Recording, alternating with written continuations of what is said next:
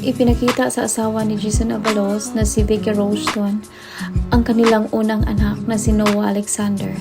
Matapos ang isang buwan buhat ng mga anak, ay kwento ng bituin kung ano ang kaniyang naging karanasan.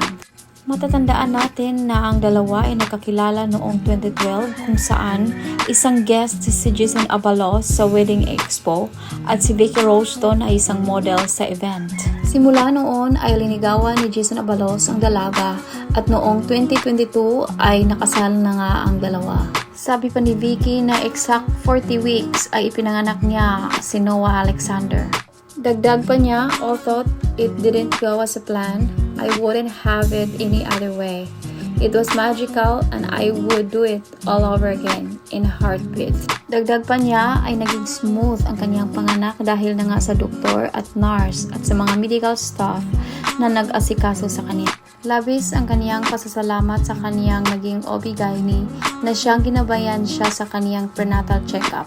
Anya, thank you for holding my hand before the procedure and for still check up on me. Thank you for the being a call text away.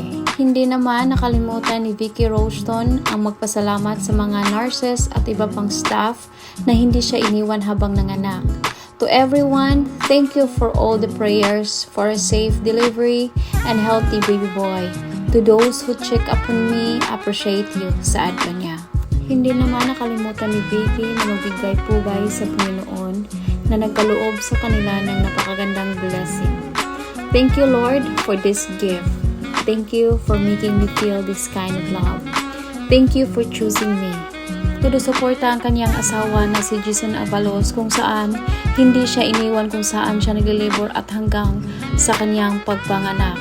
Matatandaan natin na mas lalong lumalim pa ang kanilang relasyon noong pumasok si Vicky Rowston sa PBB noong 2020 kung saan nakita ni Jason Abalos kung gaano kasinseridad si Vicky Rowston sa kanilang relasyon at kung paano siya nasaktan. Naakala niya ay hindi sincere si Jason Abalos sa kanilang relasyon at doon nga pumasok si Jason Abalos sa PBB at nag-usap sila. Akala nga ni Jason Abalos ay hiwalayan na siya ni Vicky Rowston dahil nga sa kaniyang walang sinseridad at walang oras sa kaniya. At doon nga prinamis ni Jason Abalos kay Vicky na ito ay magbabago na at lalong mamahalin pa siya at bigyan pa siya ng oras at magiging priority na niya ang dalaga. Simula noong lumabas si Vicky Rowston sa PBB, mas lalong suportado si Jason Abalos sa dalaga kung ano man ang gusto nitong career. Matatandaan natin na paglabas ni Vicky Rowston sa PBB ay binigyan pa siya ng aktor ng isang magandang sasakyan. At simula nga noon ay mas lalong lumalim pa ang kanilang relasyon at todo suporta ang aktor kung ano man ang gustong tatahakin nito. At ito ngang 2020 ay nakasal na nga ang dalawa at ngayong August 14, 2023 ay lumabas na ang kanilang unang anak na si Noah. At dahil nga ang asawa ni Vicky ay si Jason Abalos na napakaraming mga kakilala sa industriya ng showbiz at napakomment ang si Loisa Anjalo. Si Loisa Anjalo, sabi niya, congratulations Ate Vicky, Kuya and Jason. Nag-comment din si Chris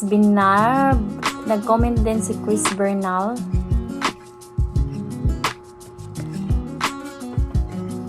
And then si GC Mendiola, congratulations. At si Melissa Ricks kasi nga nagkasama ito nagkatrabaho si Melissa Ricks at si Jason Abalos noong nakaraang dekada. Sabi ni Melissa Ricks, congratulations.